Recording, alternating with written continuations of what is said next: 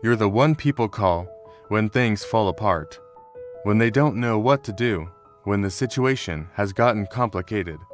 They need someone who will actually show up and handle it.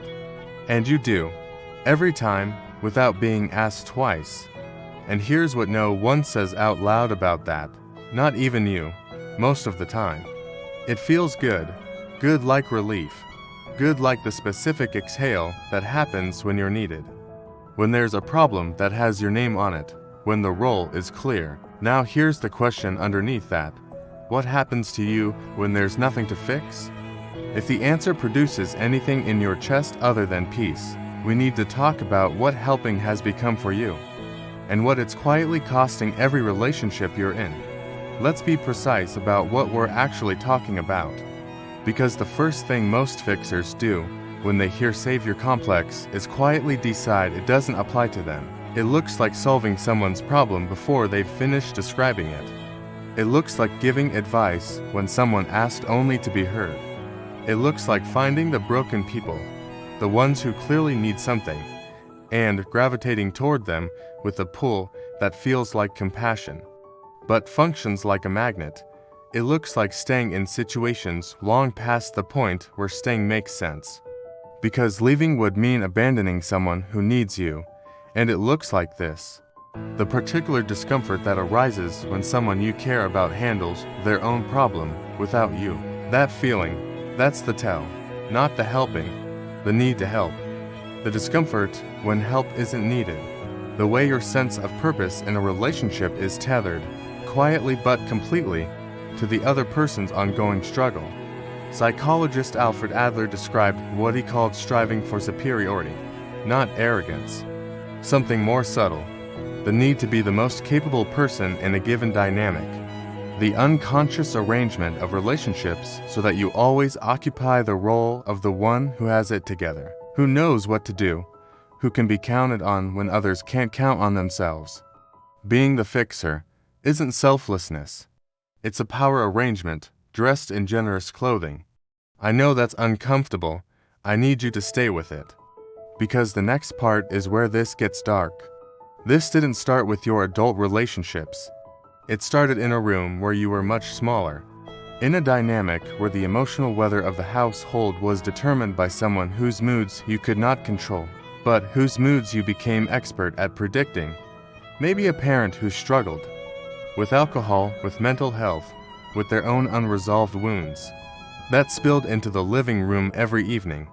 Maybe a family where conflict was constant and someone had to be the peacekeeper, where your role, assigned without ceremony, was to keep things manageable, to smooth it over, to be the one who didn't add to the problem. Maybe nothing dramatic at all, just a household where the child who needed things was a burden, and the child who helped was the child who got seen. In family systems therapy, this pattern has a name, the parentified child. Psychologist Gregory Yurkovich documented what happens when children are required to function as emotional supports for their parents, to manage adult feelings, to detect danger before it arrives, to be competent beyond their years because the adults in the room not being competent enough. Those children become exceptionally attuned to other people's emotional states, hyper-aware, skilled at reading rooms, detecting tension, knowing what someone needs before they say it. These skills, in the adult world, look like gifts. They are also symptoms, because the child who learned to take care of adults grew up, brought every tool they developed into their adult relationships, and began selecting, unconsciously, precisely, the people who would let them use those tools. The struggling partner, the chaotic friend, the family member perpetually in crisis, the colleague who always needs one more thing. Familiar, every one of them, the same shape as the original room. Here's what most fixers never see, because they're too busy fixing to look. The help is often harm, not always, not with malice. But there is something that happens to a person when someone consistently swoops in to manage their problems. Individuals who were consistently helped with challenges showed measurably reduced confidence in their own capacity to manage future challenges. The help, repeated often enough, became its own kind of learned helplessness. You intended to be the life raft. You became the evidence that they can't swim. But it goes further than that, because there's something that happens to the relationship itself when one person is always the capable one, and the other is always the one being helped. Psychologist Harriet Lerner documented what she called the overfunctioner and underfunctioner pattern. As one person overfunctions, takes on more, manages more, fixes more, the other person underfunctions proportionally, not lazily, not deliberately, systematically. The system balances itself around the fixer's capacity, and the more capable the fixer becomes, the less capable the other person needs to be. The fixer calls this dynamic not being appreciated. What's actually happening is more structural than that. The relationship has stopped being between two adults.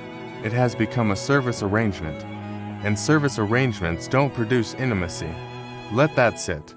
Here's what compulsive fixing actually is, at its structural level: a boundary failure, in the least obvious direction. When you take on someone else's problem as your own emergency, when their distress automatically becomes your responsibility, you have crossed a boundary, inward, into their territory, without being invited. You've decided, beneath conscious awareness, that their life is also yours to manage, and here's what that means for them. It means their struggle is never fully theirs. Their pain always has a manager. Their growth always has an intervention waiting before it can complete itself. Brené Brown's research on vulnerability and connection identified something that fixers find deeply challenging to hear. The moments of genuine human connection, the ones that produce lasting intimacy, require two vulnerable people.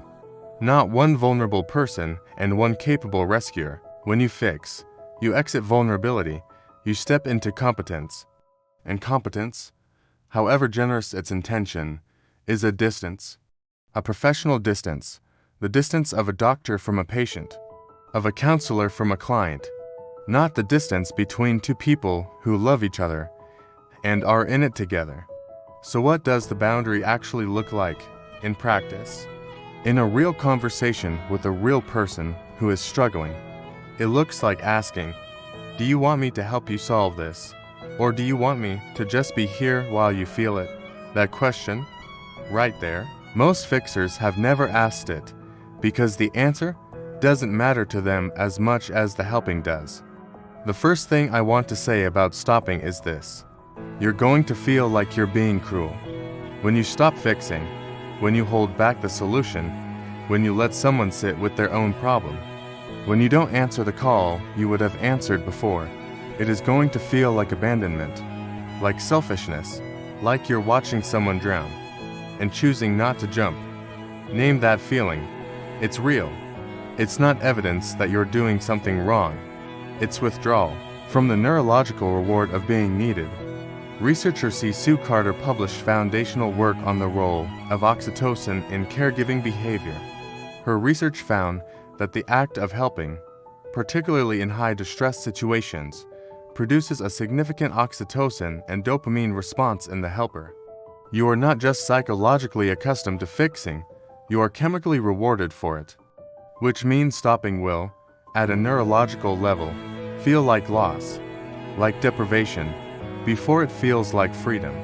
This is important to know before you try to change it, because if you don't know that, you'll interpret the discomfort of stopping as evidence that you've done something wrong, and you'll go back to fixing to make the discomfort stop. So, the specific practices. First, before you fix anything for anyone, ask the question: do you want help with this, or do you want someone to sit with you in it? Make this a habit so automatic it replaces the old habit of immediate solution. You will be surprised how often the answer is the second one. You will be surprised how much your relationships change when you start providing it. Second, practice tolerating someone else's discomfort without intervening. This is the core exposure work. Someone close to you is struggling. You can see the solution, you hold it, you stay in the room. You let them find their own way toward it. You offer your presence without offering your competence. Every time you do this, every time you stay without fixing, You recalibrate what your nervous system believes your role is. Third, the hardest one. Find out what you're avoiding by always being in someone else's story. Because the thing about fixing is that it works. As an avoidance strategy, it is extraordinarily effective. When you are deep in someone else's problem, you are not in your own. When your identity is organized around being capable for others, you never have to ask who you are. When you're not being capable, that's the wound underneath the wound.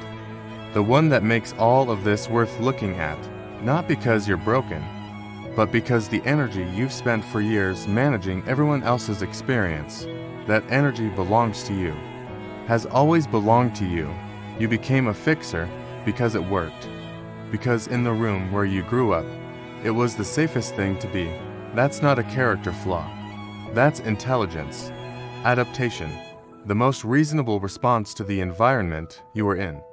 But you are not in that room anymore, and you get to put down the tools you only ever needed there. Not because the people around you don't need anything. They do. Everyone does. But what they need, and what you've always deserved to give, is not a solution. It's a presence, full, undefended, not braced to manage anything. Just there, that version of you, the one who shows up without an agenda to fix. That person is not less useful. They're finally available to be loved back. If this name's something you've been carrying without knowing its name, share it. Someone in your life is probably carrying the same thing. We'll see you in the next one.